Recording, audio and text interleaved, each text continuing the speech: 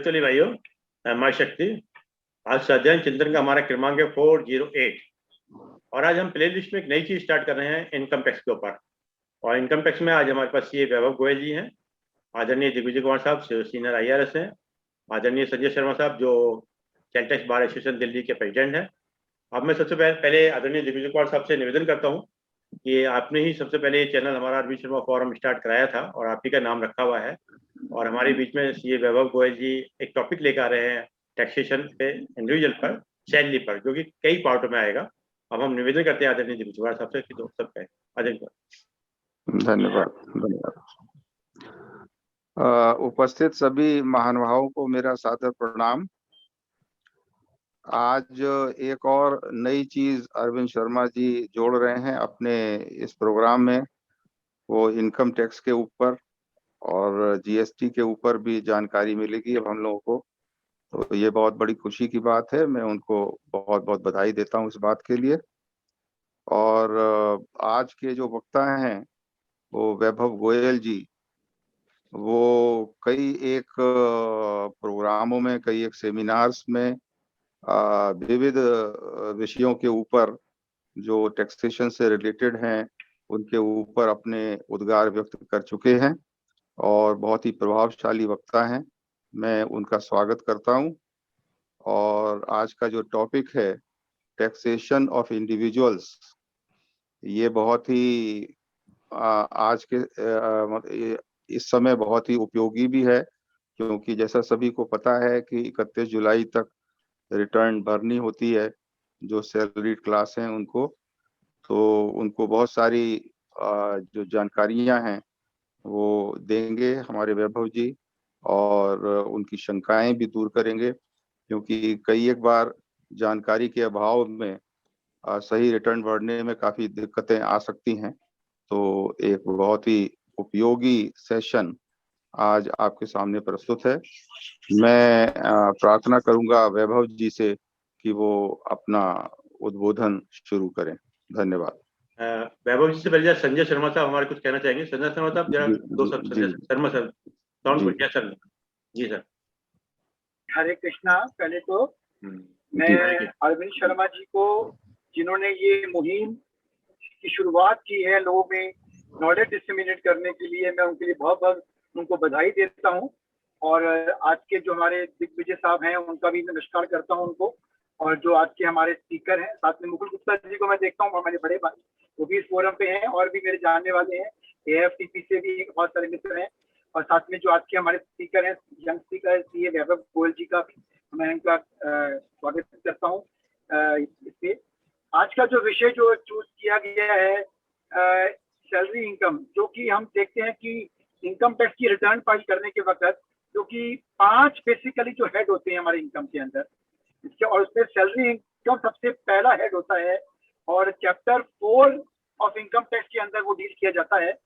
Detail में देखिए सब चीजें वैभव जी आपको बताएंगे आज, लेकिन मैं एक थोड़ी सी उसकी आपको एक भूमिका बना देता हूँ कि सेक्शन 15-16 समाज टैक्स का वो सैलरी की इनकम को डील करता है और साथ में उसकी डिडक्शन को डील करता है।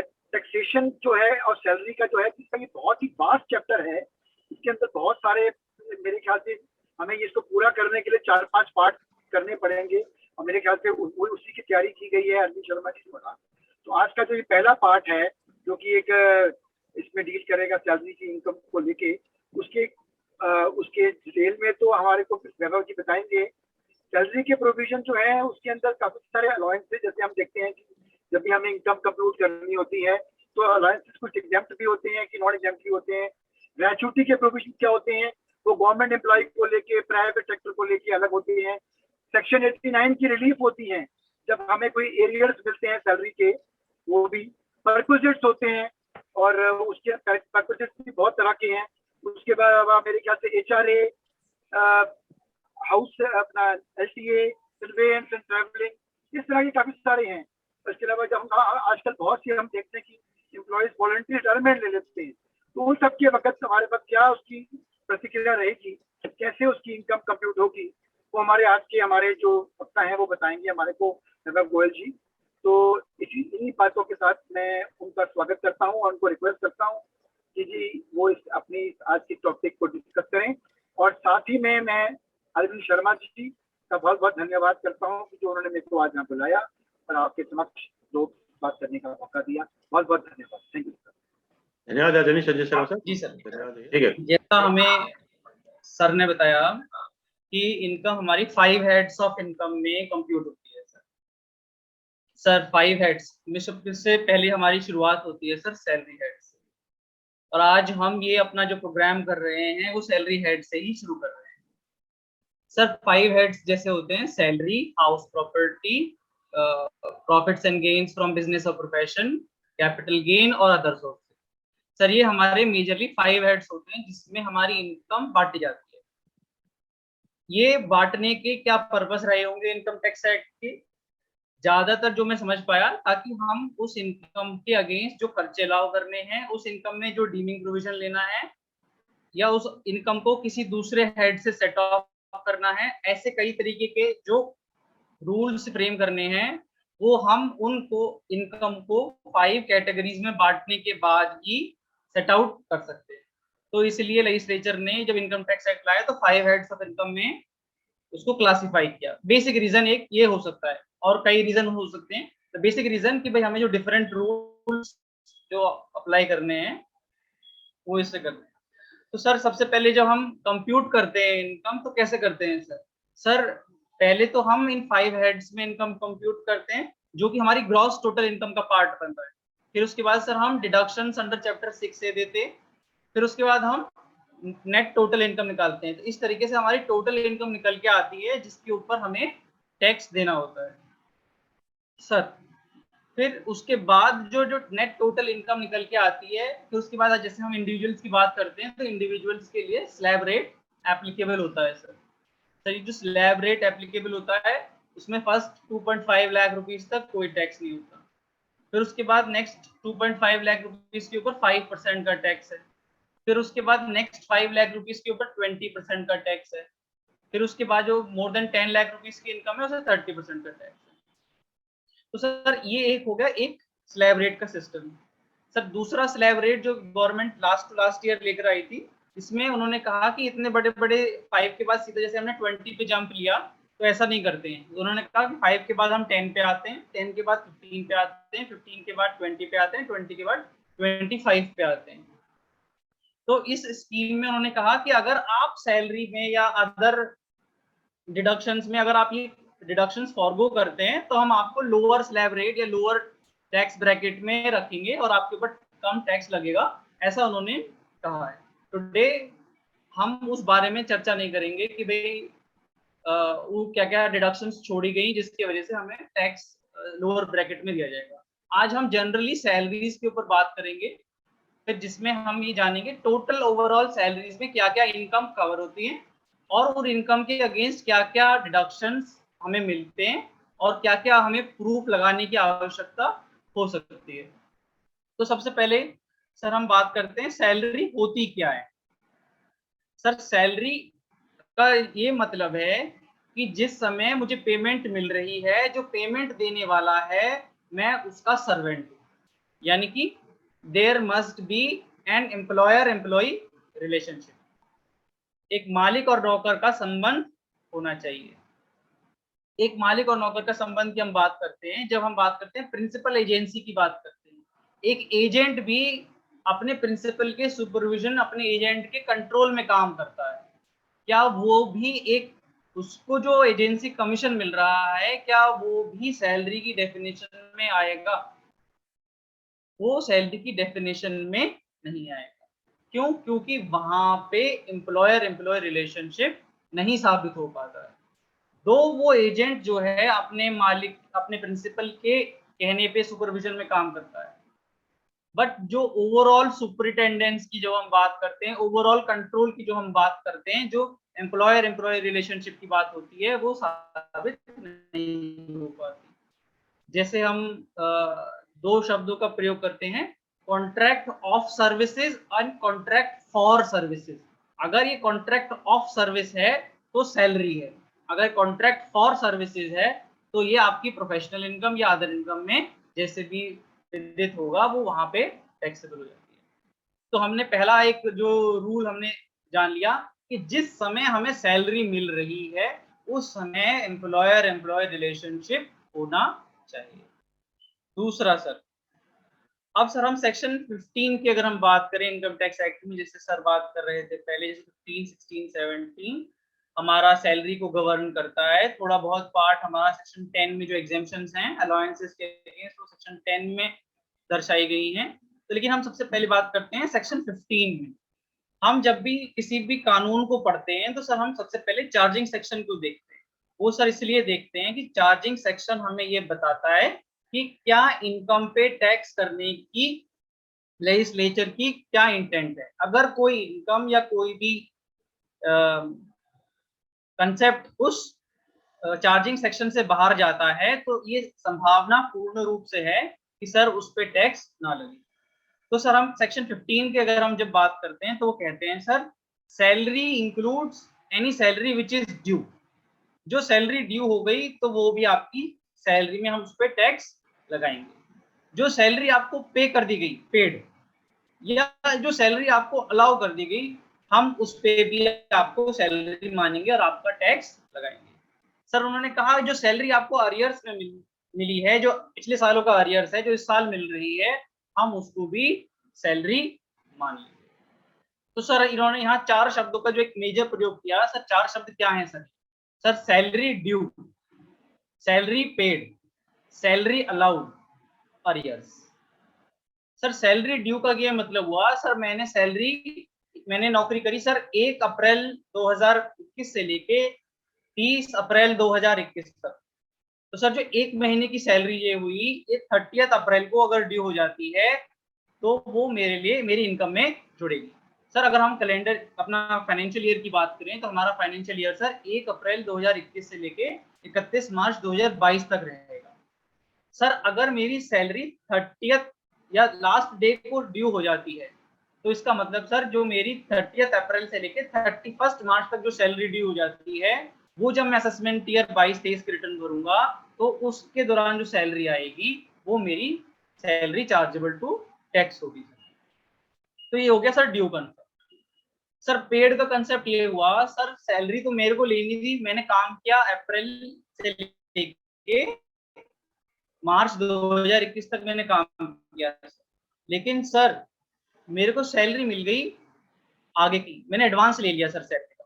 तो जब मैंने एडवांस ले लिया सैलरी का तो सर क्या वो भी मुझे इसी साल टैक्स देना है? सर मार्च 2022 में मैंने अप्रैल से लेके जून 2022 की सैलरी सर मैंने ले ली, तो क्या ये जो 3 महीने की जो एक्स्ट्रा सैलरी मैंने ली है, this 3 month salary will be taxable in assessment year 20 to 23 or it will be taxable in assessment year 23-24। मतलब या तो इस साल या अगले साल। अगर हम ड्यू बेसिस की सिर्फ बात करते तो जो मैंने आगे की सैलरी ली वो मेरे लिए लाइबिलिटी है। क्यों? क्योंकि मेरे को उसके बदले श्रम अभी मेरे को अब उसके बदले सर्विस देनी है जो मैंने अभी अपने एम्प्लॉयर को दी नहीं है। तो अगर ड्यू बेसिस ये रखते तो जो मैंने एडवांस लिया वो अगले साल टैक्सेबल होता। लेकिन यहाँ लेजिस्लेचर ने कहा हमें उससे कोई मतलब नहीं, आपने सैलरी एडवांस ले ली, आपके लिए ये सैलरी इस साल टैक्सेबल कर दी जाएगी। तो क्या इसका ये मतलब हुआ कि जो मुझे सैलरी अगले साल जिस समय सर्विस दूंगा तो अगले साल भी टैक्सेबल हो जाएगी ड्यू बेसिस पे? क्योंकि आप तो ड्यू भी कह रहे हो, पेड भी कह रहे हो। तो लेजिस्लेचर ने एक्सप्लेनेशन के थ्रू ये साफ कर दिया कि जिस अगले साल अगर आपने पिछले साल इस पे टैक्स दे दिया है तो अगले साल ये इनकम में आपकी नहीं जुड़ेगी। ठीक है सर। सर अब ऐसी स्थिति भी आ सकती है सर जैसे जया बच्चन जी के साथ भी ऐसा हुआ या और भी किसी कई लोग करते होंगे सर कि भाई सैलरी तो अलाउ कर दी गई, मतलब कि भाई मुझे कहा गया कि ये आपकी वैभव जी आप यहाँ हमारे एम्प्लॉय हैं, आपको 13 लाख रुपए हम या 14 लाख रुपए हम देंगे और आप इसे खर्च कर सकते हैं। लेकिन मैंने कहा कि सर मैं तो अपना कहीं और से भी अर्न कर लेता हूँ, मुझे अभी ड्रॉ करने की जरूरत नहीं है, तो जब ड्रॉ करने की मुझे जरूरत लगी मैं ड्रॉ कर लूंगा। और मैं अगर ड्रॉ कर लेता तो मेरे को अननेसेसरी टैक्स देना पड़ता। तो मैंने कहा चलो अभी आप इसको अपने पास ही रखो, जब मेरे को जरूरत लगेगी तो मैं आपसे विड्रॉ कर लूंगा। लेकिन उन्होंने मुझे अलाउ कर रखा कि वैभव जी जब आप चाहो आप उसे विड्रॉ कर सकते हो।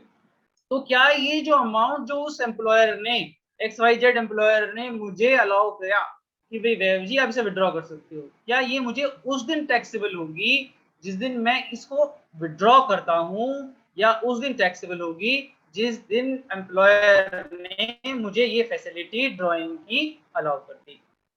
तो लेजिस्लेचर ने ये भी साफ कर दिया कि भाई जब हम अलाउड की बात करते हैं तो आपने विड्रॉ करी हो या ना करी हो, हम इसे उसी दिन मान लेंगे कि भाई आपकी सैलरी है, जबकि ये सैलरी ड्यू हुई हो या नहीं हुई हो, आपको अलाउ कर दी गई, एक तरीके से पेड कर दी गई, आपने विड्रॉ करी हो या ना करी। ठीक है सर। तो सर हमने एडवांस की यहाँ बात देख ली सर, अब हम अगली बात देखते हैं sir, arrears. Sir government employ होते हैं सर, इसमें कंफ्यूजन होता है, जब पे सैलरी रिकम्प्यूट होके इस साल मिलती है तो क्या जो मुझे पिछले सालों का अरियर इस साल में मिला है, क्या जो मुझे पिछले सालों का अरियर्स इस साल में मिला है, ये अरियर्स मेरे लिए किस साल में टैक्सेबल होगा, पिछले सालों में या इस साल में? तो लेजिस्लेचर इस बात को भी क्लियर कर देते हैं कि ये आपका अरियर्स उस साल में टैक्सेबल होगा जिस साल में ये आपको मिल रहा है, क्योंकि पिछले सालों में तो ये कंप्यूट ही नहीं हुआ था, ये कोई ऐसा तो अमाउंट नहीं था जो आपको ऑलरेडी ड्यू हो गया हो और आपने विड्रॉ नहीं किया हो। अगर ऑलरेडी ड्यू हुआ होता तो आप उसे पिछले साल में ही टैक्स कर चुके होते। ये अरियर्स का वो अमाउंट है जो पिछले सालों में ड्यू नहीं हुआ, ड्यू टू रिकम्प्यूटेशन आपको इस साल दिया जा रहा है। ठीक है सर, तो हमने ये 4-5 टर्म्स का देख लिया कि हमारी सैलरी यहाँ कवर होती है सर। लेकिन आपके दिमाग में सर ये सवाल उठ रहा होगा कि सर ये जो सैलरी जो आपने एडवांस की बात करी या सैलरी जो आपने अरियर्स की बात करी, सर ये अगर ये 2 सालों में या 3 सालों में बढ़ जाती तो आपका स्लैब रेट कम आता। क्यों सर? जैसे अरियर्स आपको पिछले 3 सालों के मिले, तो 3 सालों में अगर आपकी इनकम 5 to 10 लाख रुपीस के बीच के स्लैब रेट में थी और आपका अगर ये अरियर्स उन तीनों सालों में बढ़ जाता तो आपको 20% देना पड़ता, और अगर आप इस सारा का सारा तीनों को जोड़ते हुए क्यूमुलेटिवली इस साल अगर जोड़ देते हैं तो आपका स्लैब रेट 30% में पहुंच जा रहा है। तो इस डिसएडवांटेज को खत्म करने के लिए, जैसे सर ने पहले बताया कि हमें रिलीफ अंडर सेक्शन 89(1) उसका कहा गया कि भाई आप अरियर्स हो या एडवांस हो, आपको रिलीफ अंडर सेक्शन 89(1) मिल जाएगा। सर एक सवाल और उठता है सर एक सवाल ये उठा कि भाई सर मैंने सैलरी तो अलाउ आपने कर दी, ठीक है, लेकिन सर वो सैलरी मैंने सरेंडर कर दी, मैंने एम्प्लॉयर के फेवर में सरेंडर कर दी, तो whether this salary is still chargeable to tax under the head salaries. तो सर अगर हमने surrender voluntary surrender of salaries exemption of taxation act उसके अंतर्गत अगर हमने सरेंडर करी है तो ये सर सैलरी में काउंट नहीं होगी। लेकिन सर अगर ये मैंने सरेंडर उस एक्ट के अंतर्गत नहीं करी है तो sir this will be chargeable to tax. ये सिर्फ एक मेयरली एक एप्लीकेशन ऑफ माय इनकम हुआ सर, कोई डाइवर्जन ऑफ इनकम नहीं कहलाएगा, it is only an application of income. और सर जब एप्लीकेशन ऑफ इनकम की जब हम बेसिक कंसेप्ट की बात करते हैं sir, application of income are allowed as expenditure as deduction only if provided by the legislature. यानी कि अगर हम एप्लीकेशन की बात करते हैं, कोई इनकम से हमने खर्चा करा है या उस इनकम को कमाने के लिए कोई खर्चा करा है, तो वो खर्चा हमें जब ही अलाउ होगा अगर लेजिस्लेचर ने उसके लिए कोई प्रावधान एक्ट में बनाया है। और इस सैलरीज चैप्टर के अंदर लेजिस्लेचर ने वेवर या सरेंडर ऑफ सैलरी के लिए कोई ऐसा प्रावधान नहीं बनाया। तो सर हमने मोटा मोटी समझ लिया कि हम इस सैलरी चैप्टर के अंदर जब हम पढ़ेंगे तो हमारी 4 दीवारियां क्या हैं सर। अब हम आगे बढ़ते हैं सर, जब हम देखते हैं कि सैलरी होती क्या है सर, कि सैलरी में हम क्या क्या इंक्लूड, एक हमने कंसेप्चुअल बात तो समझ ली, लेकिन अगर जब हम प्रैक्टिकल एस्पेक्ट पे आते हैं तो हम क्या जोड़ेंगे हम सर सैलरी में, क्या हम कंप्यूट करेंगे। हम सबकी जिज्ञासा उसी बात में है कि सैलरी में जुड़ता क्या है। कंसेप्ट तो एक बात ठीक है सर, जब हम बात करते हैं सैलरी में, सैलरी जो हम बेसिक वेजेस हम पाते हैं या और भी हम पेंशन पाते हैं, ग्रेचुटी पाते हैं, ये तो जुड़ता ही है सर। अलायंसेस भी जुड़ते हैं सर। अलायंसेस कैसे भी हो सकते हैं सर?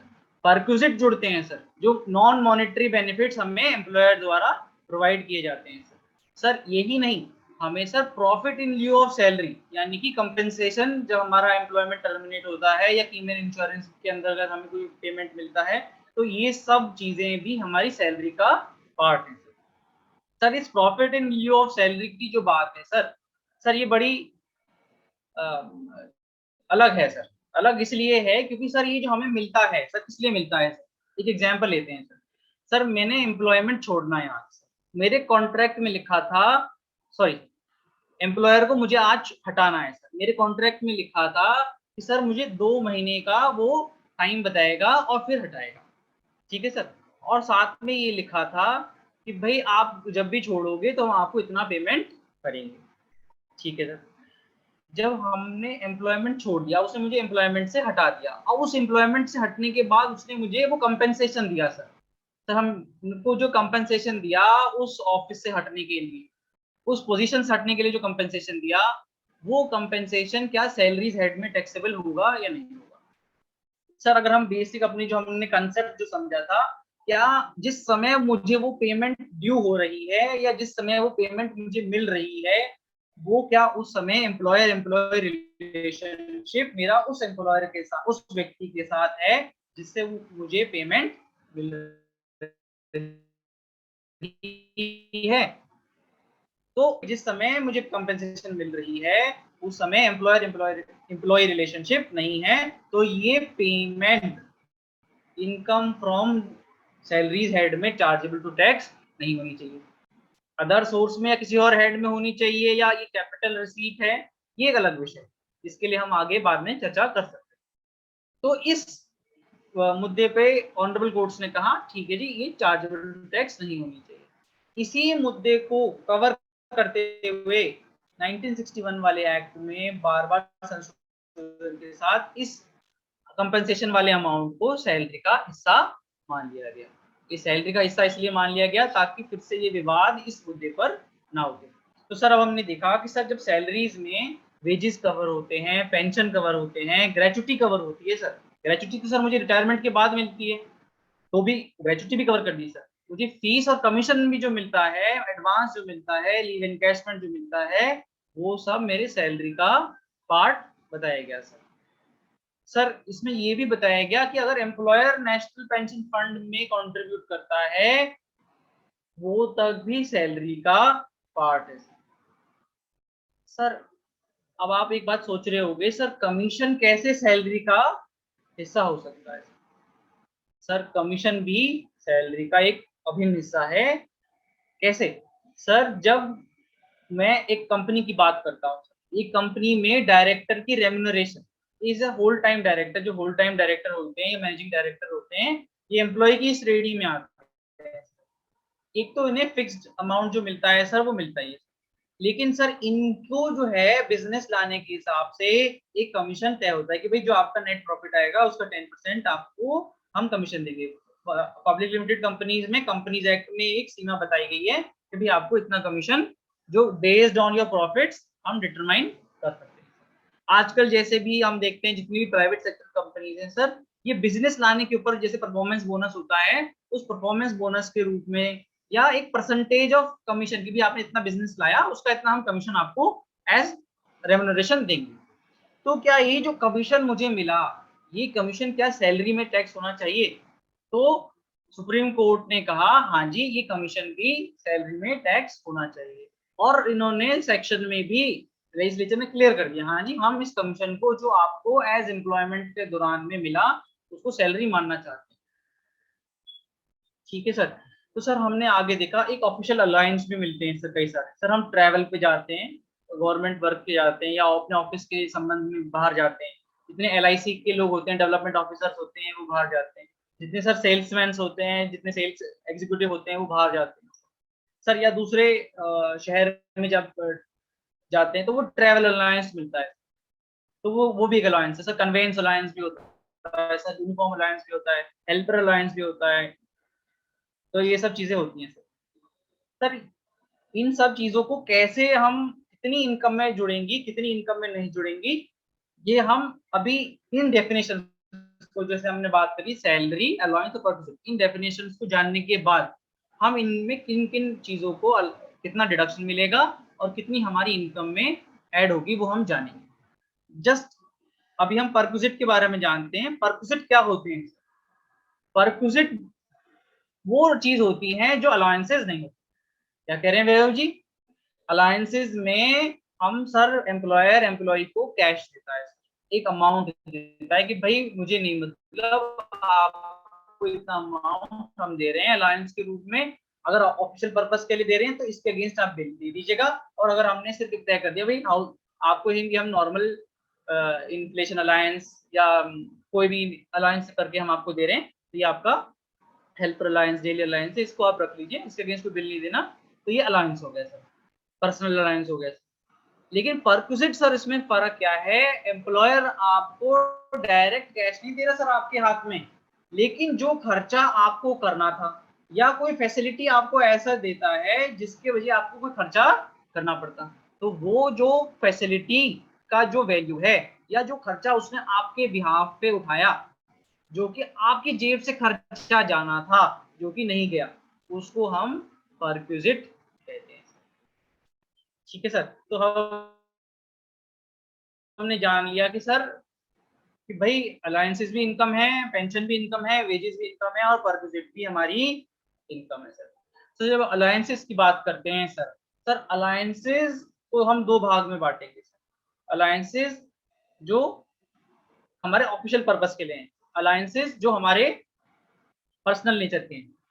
हम दो भागों में इसलिए बांटते हैं सर क्योंकि जो ऑफिशियल पर्पस के अलायंसेस हैं वो हमें उसके अगेंस्ट अगर हम इनवॉइसेस, एक्सपेंडिचर का क्लेम और बिल्स के प्रूफ अगर हम देते हैं कि हमने भाई एक्चुअली स्पेंड करा है, तो वो हमें डिडक्शन के लिए अलाउ हो जाते हैं। सपोज सर हमें ईयरली एनुअली 1,20,000 रुपीज का यूनिफॉर्म अलायंस मिलता है और हमने सर यूनिफॉर्म बनाने में, यूनिफॉर्म को करने में, जैसे हमारे आईटीबीपी के कुछ लोग होते हैं उनको यूनिफॉर्म में जरूरत रहता है, हमारे साथ डॉक्टर्स होते हैं उनको यूनिफॉर्म में जरूरत रहता है। अगर हम एजुकेशनल इंस्टीट्यूशंस में या हॉस्पिटल में बात करें तो हॉस्पिटल में नर्सेस को यूनिफॉर्म रहता है, या हम चर्चेज में बात करें तो उनको यूनिफॉर्म रहता है, टेम्पल्स में अगर हम बात करें तो पंडित जी के एक यूनिफॉर्म रहता है। अगर हम उस ब्रॉडर सेंस में बात करें तो उस यूनिफॉर्म अलायंस में अगर हम उन्होंने 1,20,000 में से 70,000 खर्च कर दिया और तो जो बाकी बचा हुआ 50,000 है, only that will be treated as income. ठीक है सर, तो ये हो गए हमारे ऑफिशियल अलायंस। जैसे आपको हेल्पर दे दिया गया कि भाई ऑफिस के काम के लिए आपको साथ में हेल्पर दे दिया, तो जो हमने हेल्पर को सपोज 10,000 रुपीज मंथली दिया और हमने हेल्पर को 12,000 रुपीज पर मंथ दिया, तो हमारा टैक्सेबल जो अलाउंस आएगा सर वो नील आएगा। लेकिन अगर हमने 8,000 दिया तो टैक्सेबल अलाउंस 2,000 पर मंथ, ये फिगर हमारी आएगी सर। तो अलाउंसेस इस तरह के हो गए जो हमारे ऑफिशियल नेचर के अलाउंस है सर। अब जो कुछ अलाउंसेस हमारे होते हैं जो होते हैं सर पर्सनल नेचर के सर, जैसे हमें हाउस रेंट अलायंस दिया जाता है सर, या हमारे को सर चाइल्ड एजुकेशन अलायंस दिया जाता है सर, या हॉस्टल अलायंस दिया जाता है। तो उसके लिए भी जैसे उन्होंने एक रूल्स में, जैसे हाउस रेंट अलायंस के लिए सेक्शन 10 में ही एक व्यवस्था बनाई है कि भाई आपने इतना इतना अमाउंट आप खर्च करोगे तो आपको एचआरए की छूट मिलेगी। ऐसी चाइल्ड एजुकेशन अलायंस है, जैसे आपको 100 रुपीज पर मंथ पर child, maximum for 2 child. Hostel है तो सर 300 रुपीज पर चाइल्ड, ऐसा उन्होंने एक लिमिट कैप करी हुई है सर। जैसे ट्रांसपोर्ट अलायंस है सर, ट्रांसपोर्ट अलायंस तो अब वैसे बाकी लोगों को मिलता नहीं है क्योंकि सेक्शन 16 में स्टैंडर्ड डिडक्शन आ गई है सर, वो उसमें समाहित हो गई है। लेकिन जो हमारे ब्लाइंड भाई हैं बहन हैं, डेफ एंड डम भाई बहन हैं, ऑर्थोपेडिकली हैंडीकैप भाई बहन हैं, उनके लिए 33,200 रुपीज पर मंथ वो भी कवर होता है। तो सर हम जो हमारी इस पर्सनल अलायंसेस में जो मेजर अलायंस का जो पोर्शन है वो सर है हाउस रेंट अलायंस। सर ये हमें ध्यान रखना है, हाउस रेंट अलायंस अगर एम्प्लॉयर ने हमें एक घर रहने के लिए दिया हुआ है, इसके लिए वो हमसे कोई रेंट चार्ज नहीं करता है सर, और साथ में वो हमें एचआरए भी देता है। पहली बात ऐसी संभावना कम है, लेकिन अगर मैं ऐसे मान भी लूँ सर कि उसने कि भाई एचआरए भी दिया और आपको एक घर रहने के लिए दे दिया, तो उस स्थिति में क्या HRA फुल्ली टैक्सेबल होगा? हाँ जी, उस स्थिति में हमारा जो HRA हमें पूरी तरह से मिला है वो फुल्ली टैक्सेबल होगा सर।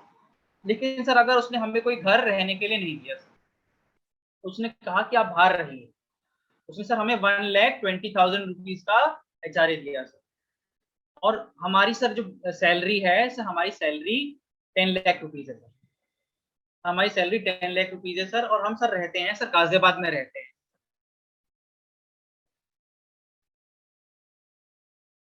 तो सर हमारी को कितनी 1 लाख रुपीज है। तो ये सेक्शन ये कहता है कि भाई आपको 10% ऑफ योर सैलरी है, उतने तक का रेंट तो आपको वहन करना पड़ेगा।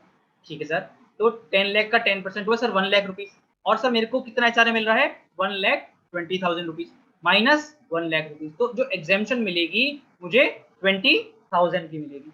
लेजिस्लेचर कहता है रुक जाइए भैया, अभी रुक जाइए, आपने तो सिर्फ एक बात देखी है, दूसरी बात भी देखी है, आपकी सैलरी कितनी है 10 लाख रुपीज। अगर आप गाजियाबाद में रहते हैं जो कि दिल्ली, मुंबई, कलकत्ता इन शहरों से अलग है, तो आपको 40% ऑफ योर सैलरी तक की ही छूट मिलेगी, यानी 5 लाख रुपीज। तो यानी यहां मैंने सर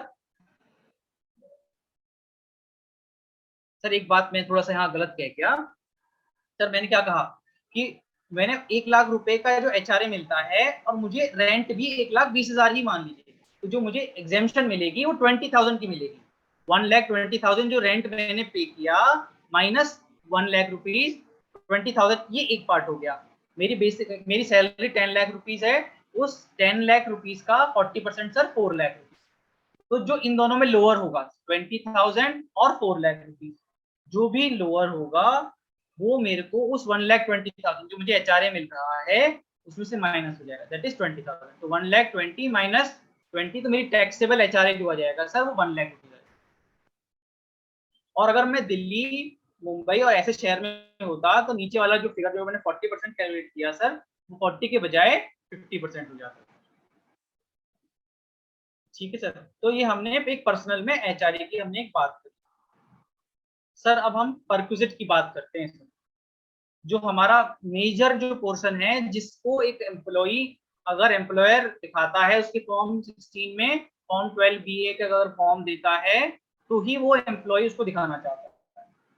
लेकिन हमें पता होने चाहिए एज एम्प्लॉय भी कि ये इनकम हमारी, ये परक्विजिट्स हमारे चार्जेबल टू टैक्स हैं। जैसे अगर हम HRA की बात कर रहे थे, ऐसी रेंट फ्री अकोमोडेशन है सर, रेंट फ्री अकोमोडेशन भी इसी तरीके से चार्जेबल टू टैक्स होता है सर। ऐसी सर हमारा जो एम्प्लॉयर हमें कार दे देता है, उसने कहा कि भाई मैं आपको अलायंस नहीं देता हूँ सर, कार अलायंस नहीं, मैं आपको कार की फैसिलिटी दे देता हूँ। क्यों दे देता हूँ सर? क्योंकि उसकी जो परक्विजिट वैल्यू है जो आपकी सैलरी में ऐड होगी वो बहुत नॉमिनल है सर। अगर वो आपको ड्राइवर देता कि कहता कि भाई आप ड्राइवर ले लो 20,000 रुपये ले लो, तो ड्राइवर आपसे कम से कम 18-20,000 रुपये तो सर चार्जेस ले लेता, अपनी सैलरी ले लेता। लेकिन यहाँ पे वो कहता है कि ड्राइवर की सैलरी मैं बियर कर लेता हूँ, तो आपके लिए उसने एडेड बेनिफिट दे दिया, जिसकी कंप्यूटेशन अभी हम देखेंगे।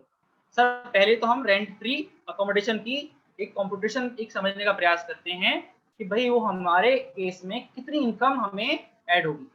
रेंट फ्री अकोमोडेशन जो एम्प्लॉयर ने हमें दिया है, जिसके बदले वो हमसे रेंट नहीं चार्ज कर रहा है। सर हमें इसको दो श्रेणियों में बांटना होगा एम्प्लॉइज को, जो गवर्नमेंट एम्प्लॉइज हैं और जो गवर्नमेंट एम्प्लॉइज नहीं। सर जो गवर्नमेंट एम्प्लॉइज हैं उनके केस में, क्योंकि उन्हें सरकारी निवास मिलता है, तो एक लाइसेंस फी कैलकुलेट होती है जो कि बहुत ही नॉमिनल सी है। वो जो लाइसेंस फी कैलकुलेट होती है उनके वहां पे इनकम में वो लाइसेंस फीस की एज रेंट फ्री अकोमोडेशन के लिए ऐड होती है। लेकिन जो अदर देन गवर्नमेंट एम्प्लॉइज हैं सर, उनके केस में हमें अकोमोडेशन को भी दो भागों में बांटना पड़ेगा। पहला भाग, जब अकोमोडेशन खुद एम्प्लॉयर ने ओन कर रखा है, मतलब वो अकोमोडेशन जो फ्लैट है या जो घर है वो एम्प्लॉयर ने अपने ही पैसे से अपनी ही एरिया में बनवाया है, नंबर 1। दूसरा सर, या उसने वह फ्लैट या अकोमोडेशन किराए पे लिया है आपको देने के लिए। जितने भी सर ये PSUs वगैरह होते हैं जनरली लीज पे लेते हैं और आपको फिर उसमें देते हैं कि आप रहिए। लेकिन कुछ कुछ एम्प्लॉयर्स ऐसे भी होते हैं जो अपने वहां पे ही अकोमोडेशन प्रोवाइड करते हैं। तो सर जो एम्प्लॉयर ओन्ड अकोमोडेशन में रहते हैं और वो सर ऐसे क्षेत्र में रहते हैं जिनकी सिटी की जो पॉपुलेशन है सर वो 25 लाख से ज्यादा है, सर उनके केस में 15% ऑफ जो सैलरी है वो ऐड होगी। सर जो लोग उस सिटीज में रहते हैं जो 10 लाख की पॉपुलेशन में रहते हैं वहां 10% ऐड होगी। जो लोग सर 10 लाख की नीचे वाली पॉपुलेशन में रहते हैं वहां 7.5% ऐड होगी। सर ये पॉपुलेशन तो एक डायनामिक फिगर है सर, हर समय बदलती रहती है, तो कैसे हम ये तय करेंगे कि कौन सी वाली डेट की हमें पॉपुलेशन देनी है। सर गवर्नमेंट ने तय किया कि जो भी हमारा 2001 सेंसस का डाटा आया है उसके हिसाब से जो पॉपुलेशन है, ध्यान रखिए सर हमारा 2011 का भी सेंसस आ चुका है सर, और हो सकता है 2021 का भी आ जाएगा। तो लेकिन हमें फिर भी कौन सा डाटा लेना है सर पॉपुलेशन के लिए? सर हमें डाटा 2001 का लेना है। तो हमने बात कर ली सर, अगर 25 लाख से ऊपर की पॉपुलेशन है तो 15%, 10 लाख से 25 लाख के बीच में है तो 10%, और अगर उससे नीचे है 10 लाख से नीचे है तो 7.5% अगर अकोमोडेशन जो है एम्प्लॉयर ने ओन कर रखा है। सर अगर ये अकोमोडेशन एम्प्लॉयर ने ओन नहीं किया हुआ, अगर ये अकोमोडेशन एम्प्लॉयर ने किराए पे लिया हुआ है, जैसे पब्लिक सेक्टर बैंक्स जनरली लेते हैं या पब्लिक सेक्टर अंडरटेकिंग्स OICL या और भी अंडरटेकिंग्स किराए पे लेते हैं, तो उस केस में जो किराया वो एम्प्लॉयर उस लैंडलॉर्ड को दे रहा है या 15% ऑफ द सैलरी, दोनों में से जो भी कम है, न्यूनतम है, वो आपके लिए बेनिफिट के रूप में आपकी सैलरी में जोड़ दिया जाएगा।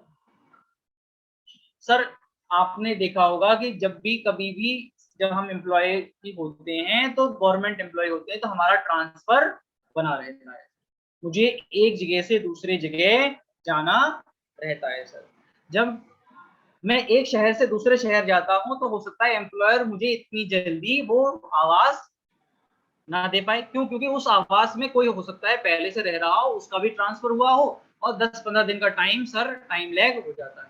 तो वो मेरा एम्प्लॉयर कहता है कि वैभव जी आप जाके होटल में ठहर जाओ 15 दिन के लिए, और 15 दिन में वो खाली हो जाएगा, जब खाली हो जाएगा तो आप वहां जाके शिफ्ट हो जाना। तो जब मैं शिफ्ट हो जाऊंगा तो उस रेंट फ्री अकोमोडेशन की जो वैल्यू है उस तरह से जैसा भी हमने निकाली वो मैं निकाल के मेरी सैलरी में जोड़ दी जाएगी। क्या ये जो 15 दिन में होटल में रुका, क्या इस 15 दिन में जो एम्प्लॉयर ने उस होटल का बिल पे किया, तो क्या ये 15 दिन का अमाउंट मेरी सैलरी में जुड़ेगा? तो गवर्नमेंट ने कहा अगर सिर्फ 15 दिन ही आप होटल में रुकते हो तो ये नहीं जुड़ेगा, लेकिन अगर आप 15 दिन से ज्यादा रुकते हो तो एक अमाउंट उन्होंने कंप्यूट करी which comes out to be 24% of the salary which needs to be added. ठीक है सर, तो 24% ऑफ द सैलरी ऐड कर दी जाएगी। तो अब जब मैं यहाँ सर सैलरी की बात कर रहा हूँ, सर ये सैलरी है क्या? क्या इस सैलरी में मैं जो अलाउंसेस मिलते हैं या जो मुझे परक्विजिट मिलते हैं सब जुड़ेंगे सर, या सिर्फ मुझे जो मॉनेटरी बेनिफिट्स मिलते हैं? तो यहाँ कहा गया जो मुझे मॉनेटरी बेनिफिट्स मिलते हैं सिर्फ वही सैलरी जुड़ेंगे। वो इसलिए भी इन्होंने सही कहा सर मैं परक्विजिट की तो कैलकुलेशन करने जा रहा हूँ, तो परक्विजिट को कैसे जोड़ दूं क्योंकि उसकी वैल्यू मुझे निकालनी है। सर अब अगला सवाल ये उठता है सर मेरे जैसे ट्रांसफर हो गया तो सर मेरे वाइफ और मेरे बच्चे तो सर यहाँ जहाँ पहले मैं पोस्टेड था वही है सर, मेरे बच्चा सर अभी सर अगर 3rd या 4th क्लास में है तो वो वहां पे जा रहा है, स्कूल जा रहा है, मैं वहां अपने बच्चे को लेके भी नहीं जा सकता, उसके एग्जाम्स आ रहे हैं, तो क्या करता हूँ कि मैं चला जाता हूँ वहां पे सर, क्योंकि मुझे तो ज्वाइन करना है, मेरी ड्यूटीज वहां पे है सर। तो जो मैं ज्वाइन कर लेता हूँ, मेरी वाइफ और मेरे बच्चे इस गाजियाबाद शहर में रहते हैं और मैं ज्वाइन कर लेता हूँ बॉम्बे, मेरी पोस्टिंग बॉम्बे हो जाती है। एम्प्लॉयर ने मुझे दोनों ही घर दे रखे, ठीक है जी, डिपॉजिट की वैल्यू में ऐड हो जाएंगे या किसी एक की वैल्यू ऐड होगी। तो यहाँ लेजिस्लेचर कहता है कि भाई वैभव जी, आपको 90 दिन का टाइम देते हैं कि अपनी फैमिली को अपने पास वहीं बॉम्बे बुला लीजिए। इन 90 दिनों में अगर आपने वहां बॉम्बे में बुला लिया तो हम आपकी दोनों में से, चाहे आपको जो हमने आवास बॉम्बे में दिया है या जो आवास आपका गाजियाबाद में है, दोनों में से जो भी लोअर वैल्यू आएगी हम उसको आपकी परक्विजिट मान लेंगे, दोनों का नहीं, जो भी दोनों में से लोअर आएगी, ठीक है जी।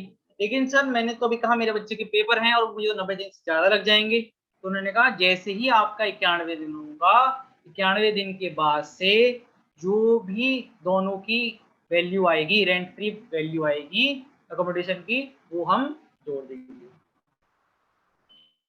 तो उन्होंने कहा ठीक है जी, दोनों जोड़ दीजिए। मैंने कहा सर जो मेरा एक मकान जो आपने मुझे वहां दे रखा है उसकी जो वैल्यू आएगी उसको मेरी सैलरी में से डिडक्ट कर लीजिएगा, ठीक है सर। मैंने कहा सैलरी में से डिडक्ट कर लीजिएगा। तो जो उन्होंने मेरी सैलरी में से डिडक्शन किया एक घर के लिए, क्या इसका बेनिफिट मुझे मिलेगा?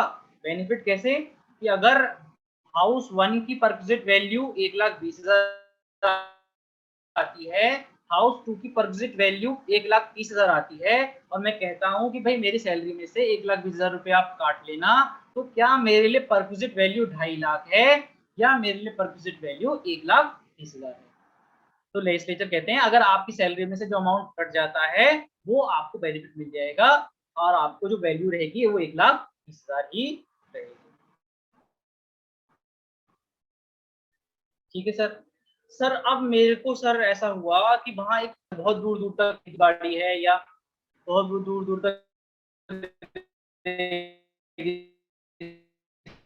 स्थान है सर, वहाँ कुछ मतलब वहाँ पे वो काम के लिए एक प्रोजेक्ट मिल गया और वहाँ उन्होंने मुझे छोड़ दिया। अब मुझे वहां सर उन्होंने छोड़ दिया तो क्या करा जाए? टेम्परेरी कंटेनर, जैसे आपने देखा होगा जब भी ये ब्रिजेस वगैरह बनते हैं या बड़े बड़े पुल्स वगैरह बनते हैं, बना दिया जाता है जिसमें एसी लगा रहता है। तो मुझे सर ऐसी जगह दे दिया गया जहां दूर दूर तक 8-9 किलोमीटर तक कोई भी म्यूनिसिपैलिटी सर क्या आबादी भी नहीं थी, एक टेम्पररी स्ट्रक्चर दे दिया गया। तो क्या सर ये जो टेम्पररी स्ट्रक्चर दिया गया, क्या इसकी वैल्यू मेरी सैलरी में आप जोड़ दोगे सर? तो उन्होंने कहा कि अगर ये 8 किलोमीटर दूर है, ये टेम्परेरी है और इसका जो एरिया है 800 स्क्वायर फीट से कम है, तो हम इसको आपको नील कर देंगे, तो वैल्यू नहीं जोड़ेंगे। तो उसका क्या मतलब हुआ सर? जो टेम्पररी स्ट्रक्चर्स जो इंजीनियर्स को उस प्रोजेक्ट के दौरान रास्ते में मिलते हैं पुल बनाने के लिए, हाईवेज बनाने के लिए, अगर वो एरिया म्यूनिसिपैलिटी से 8 किलोमीटर दूर है, म्यूनिसिपल एरिया से 8 किलोमीटर दूर है, तो वो उनके उसमें ऐड नहीं होगा, ठीक है सर, जो सैलरी में ऐड नहीं होता। तो ये हो गया सर हमारा रेंट फ्री अकोमोडेशन के बारे में। सर अगला जो परक्विजिट है सर जो अगला मेन परक्विजिट जो मुझे मिलता है सर, वो मिलता है मुझे गाड़ी के, सर ये गाड़ी के रूप में मिलता है। तो मुझे कितनी अमाउंट जो गाड़ी का है ये इंक्लूड होगा, तो इसको भी सर हमारे रूल्स में बाइफरकेट किया गया है कि भाई अगर गाड़ी का जो सीसी कैपेसिटी है 1.6 क्यूबिक लीटर है या उससे ज्यादा है या उससे कम, या मैं गाड़ी का जो प्रयोग है सिर्फ ऑफिशियल पर्पस के लिए करता हूँ या कुछ अपने पर्सनल पर्पस के लिए भी करता हूँ, या अगर मैं पर्सनल पर्पस के लिए करता हूँ तो क्या उसका खर्चा, उसका रनिंग मेंटेनेंस का खर्चा मैं एम्प्लॉयर से लेता हूँ, एम्प्लॉयर करता है, या मैं अपने आप से ही करता हूँ।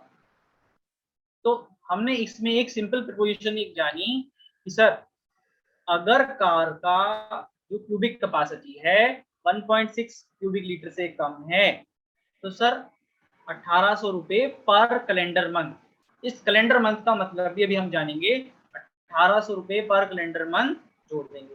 और अगर 1600 से ज्यादा है कैपेसिटी तो हम 2400 पर कैलेंडर मंथ आपकी वैल्यू मान लेंगे कि भाई आपने इतना जो वैल्यू है आपने पर्सनल पर्पस के लिए खर्च किया, ठीक है सर। सर आपने कैलेंडर मंथ का क्या बताया सर?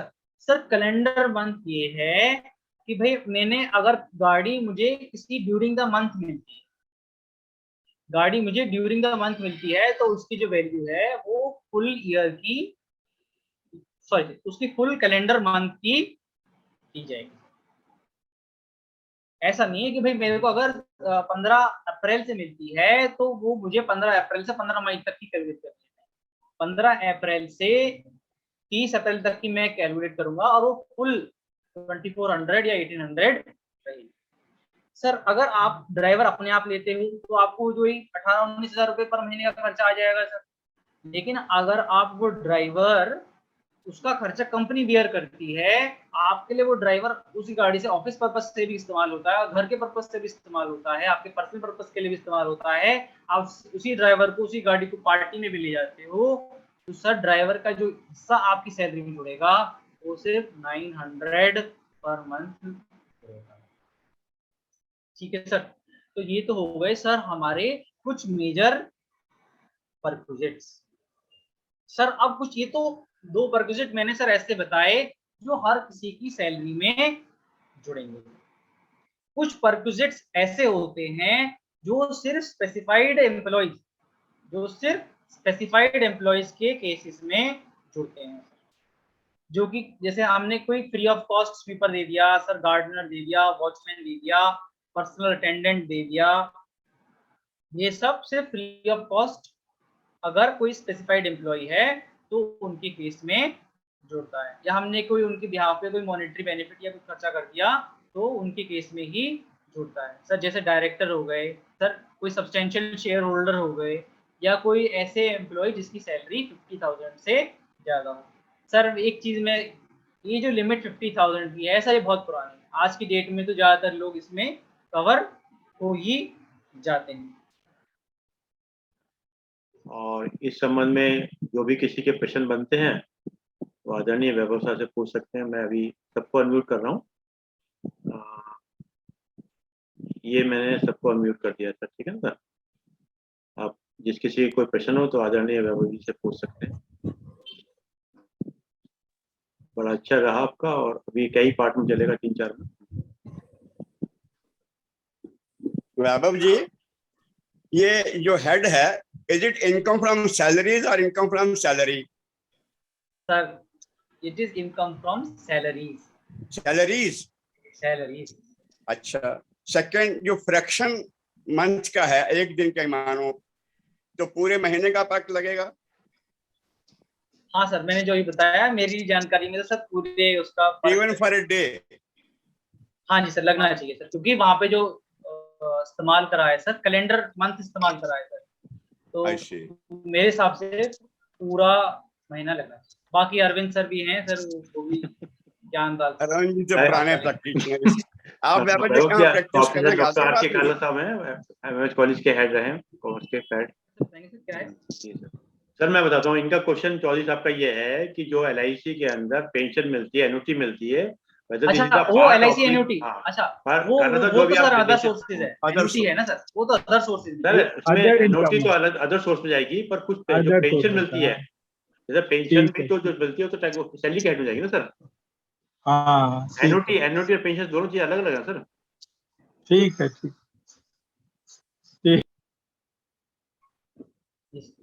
चलिए, और किसी का कोई प्रश्न? वैभव जी, जैसे आपने एक चीज बताई थी, जो एचआरए के अंदर बहुत से लोग सेल्फ लीजिंग कर लेते हैं, अपना ही सेल्फ लीजिंग कर लिया और खुद ही उसमें रह रहे हैं फिर। हाँ सर, ऐसा तो होता है सर कि भाई अपना ही मकान एम्प्लॉयर को दे दिया और उसी को उसी में रह रहे हैं। क्वेश्चन या टैक्सेबिलिटी क्या पोजीशन? हम अभी चल रहा दोस्त सर, अगर वाइफ के केस में करा होता कि वाइफ के प्रॉपर। आपकी साउंड बंद हो गई, साउंड खोल लीजिएगा। हाँ जी सर, जैसे मेरा और मेरी वाइफ का मकान है और मैंने वाइफ का मकान अपने एम्प्लॉयर को लीज पे दे दिया और मैं उसमें रह रहा हूँ, तब तो मेरे वाइफ के हैंड में हाउस प्रॉपर्टी में टैक्स हो जाएगा और मेरे हैंड में वो जो परक्विजिट की वैल्यू उन्होंने जोड़नी है वो जोड़ देंगे। ठीक है सर, लेकिन ये मकान मेरा ही है, मैंने अपना ही मकान सेल्फ लीजिंग दे दिया, मैं उसमें और मैं उसी में रह रहा हूँ, हम्म।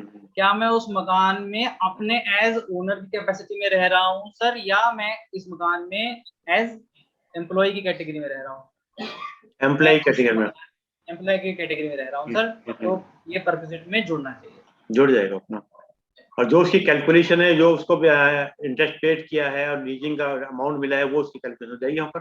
हाँ सर, वो जो इनको हमने yes, वो हाउस प्रॉपर्टी में मैं टैक्स करूंगा ही सर, मेरी हाउस रखिएगा प्रॉपर्टी जैसे ना, उसको उस पॉइंट को रखिएगा अपना, जैसे 80D है, 80DDB है, 80E है, और बहुत से सेक्शन हमारे ऐसे हैं हाँ सर, जो सैलरी वालों को उसको जो- जानकारी नहीं होती सर।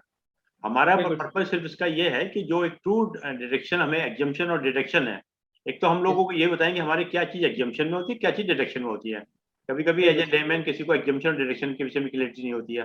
फिर 80C के अंदर जैसे प्रोविजंस होते हैं, मतलब अब 80C के अंदर अगर कोई फादर अपने बच्चे की प्रीमियम पे कर रहा है या पोते की पे कर रहा है, तो दोनों के अंदर क्या है, बहुत से लोग कंडीशन में पोते की करते हैं, उसको क्लेम कर लेते हैं, तो लीगली दिस इज वैलिड और नॉट। क्योंकि कई जगह अगर वर्ड देखा जाए, वहाँ चाइल्ड वर्ड है, वहाँ डिपेंडेंट वर्ड है, तो ये थोड़े से जो कुछ ऐसे इशू है, हाँ, तो इसको अभी हम लोग ना सैलरी के पार्ट को भी 3-4 पार्टों में लेंगे अभी ना, ताकि इसमें बहुत लंबा टॉपिक्स है और ये काफी इंटरेस्टेड भी है, मतलब क्योंकि अभी बहुत से जैसे HRA है, जिस कंपनी में HRA मिलता नहीं है और 1030A में नहीं होगा, पर 80GG में ले सकते हैं।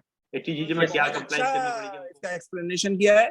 और जैसा कि इन्होंने कहा है, वास्तव में ये सैलरी हेड जो है इट विल गो लॉन्ग, और वैभव जी के लिए इसलिए भी एक अच्छा अपॉर्चुनिटी है, और हम लोगों के लिए भी, क्योंकि अब ये जब यूट्यूब पे जाएगा तो लोग इसको बिल्कुल एक ऑथेंटिक वो मानेंगे। तो इसलिए वैभव जी भी आगे से जब आएंगे तो चाहे वो एक एक करके, चाहे एक बार एग्जामिशन लें, एक बार जो भी डिफरेंट हेड्स को, जैसे आज उन्होंने प्रिलिमिनरी एक समरी लिया है सैलरीज को, तो अगली बार जब ये आएंगे तो पूरी तैयारी के साथ आएंगे। And I appreciate and I am confident कि वैभव जी का जो आज का ढंग था वो बहुत अच्छा रहेगा, और आगे से हम सभी को, जितने भी सुनने वाले होंगे, जो भी होंगे, सब इससे निश्चित रूप से लाभान्वित होंगे। इसलिए सर मैं एक चीज बताऊंगा, वैभव जी बहुत ही लर्नेड है, बहुत ही ग्रीस अफजा सर वो तो मैं देख लिया सर, देख लिया। दूसरा एक मैं कहेगा, जो आपने घाघ वर्ड यूज किया, एक्चुअली होता क्या है कि हमारे जैसे कि आने वाले वक्त में अगर हमने अपने आप को अपग्रेड नहीं किया तो डिग्रेड हो जाएंगे, एग्जैक्ट, चाहे सीनियर्स हो चाहे सर, जूनियर्स हो।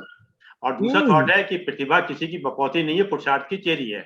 जो भी जिस फील्ड में प्रतिभा अपनी पुरुषार्थ करेगा उसको मिलना ही मिलना है। अब हम आदरणीय मुकुल गुप्ता साहब से निवेदन करते हैं कि दो सब हमारे साथ में। आदरणीय मुकुल गुप्ता जी। धन्यवाद अरविंद जी। पहले तो विशेष धन्यवाद आपका कि आपने मेरा इनकम टैक्स आज रिवाइव करा दिया कुछ क्योंकि रिफ्रेश हो गए थोड़ा बहुत जी, रिफ्रेश हो गए, रिफ्रेशिंग मेमोरी। आने वाले वक्त के अंदर हमारे मुकुल जी GST पर लेके आएंगे टॉपिक अपना ना। जब आप आदेश करेंगे, ये तो आपका आदेश, और फिर मानते कोई दिक्कत नहीं है। मैं देखिए, मेरा काम तो वागेश जी ने पूरा कर दिया धन्यवाद देने का, तो खूब अच्छी तरह से डिटेल में वैभव जी का धन्यवाद दिया है। मैं ये अप्रिशिएट करूंगा वैभव जी को कि बहुत सिंपल वर्ड्स में और बहुत तरीके से 1 by 1 स्टेप बाय स्टेप आपने चीजों को लिया और बहुत एक सिस्टमेटिक वे में लोगों को बताया, सिंपल लैंग्वेज में। वो लोग इससे लाभान्वित होंगे विशेषकर, तो ज्यादा अच्छा टैक्स कंप्लायंस होगा। टैक्स कंप्लायंस के लिए इनसे हम लग जाता है टैक्स और पेनल्टी। तो आज वैभव जी ने बड़ा सुंदर संक्षेप में हम लोगों को समझाया, बहुत बहुत धन्यवाद। दिग्विजय सिंह साहब का भी बहुत धन्यवाद, उन्होंने एक ऐसा पेड़, मजबूत पेड़ लगा दिया है, मैं उनको विशेष धन्यवाद दूंगा। अरविंद जी से ऐसा चीज रोज सिंचाई कराते हैं और बढ़ता चला जा रहा है पेड़। एक नया आयाम इसको टैक्सेशन लॉस को डिस्कस करने का अरविंद जी ने आज से शुरू किया है, तो ये अपने आप में प्रोग्रेस है। सभी लोगों को, सभी सुनने वालों को जो रेगुलरली यहाँ आ रहे हैं इस मंच पर, उन सबको मेरा धन्यवाद। और आप अपना स्नेह प्यार ऐसे ही बनाए रखें, आगे और चलता रहे, लोग जुड़े, नए नए सब्जेक्ट्स पर डिस्कस हो। सभी लोगों को मेरा सादर प्रणाम, मेरा आभार, धन्यवाद। Thank you sir, thank you Arvind sir, thank you. Thank you. धन्यवाद आदरणीय मुकुल गुप्ता साहब, और धन्यवाद आदरणीय वैभव गोयल साहब, अपने समय निकाल के समय दिया, और सभी लोगों का धन्यवाद। और विशेष रूप से धन्यवाद आदरणीय श्री विनय कुमार जी का, जो उनके सुपुत्र हैं डॉक्टर वैभव गोयल जी, उनका विशेष धन्यवाद। और जैसा कि विचार के साथ और 3 बार ओम के साथ अपनी बात को समाप्त करते हैं। आज का विचार, मन के अनुकूल हो तो प्रभु कृपा, मन के अनुकूल हो तो प्रभु कृपा, और मन के विपरीत हो प्रभु इच्छा। इस तथ्य को धारण कर लें तो जीवन में आनंद ही आनंद है। इस तथ्य को धारण कर लें तो जीवन में आनंद ही आनंद है। कामयाब इंसान खुश रहे या ना रहे, कामयाब इंसान खुश रहे या ना रहे, खुश रहने वाला इंसान कामयाब जरूर रहता है। क्या बात है सर, क्या बात, क्या बात है। रहने वाला इंसान कामयाब जरूर रहता है। जी जी। आइए 3 बार उनका उच्चारण करते हैं।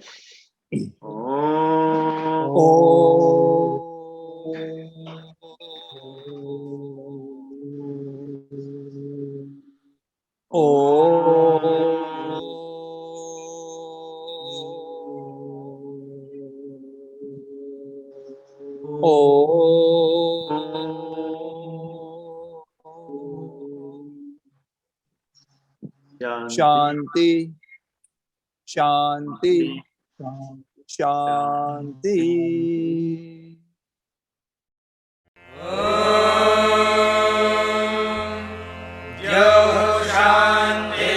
शान्तिरन्तरिक्षं शान्तिः पृथिवी शान्तिरापः शान्तिरोषधयः शान्तिः वनस्पतयः शान्तिर्विश्वे देवाः शान्तिर्ब्रह्म शान्तिः सर्वं शान्तिः शान्तिरेव शान्तिः।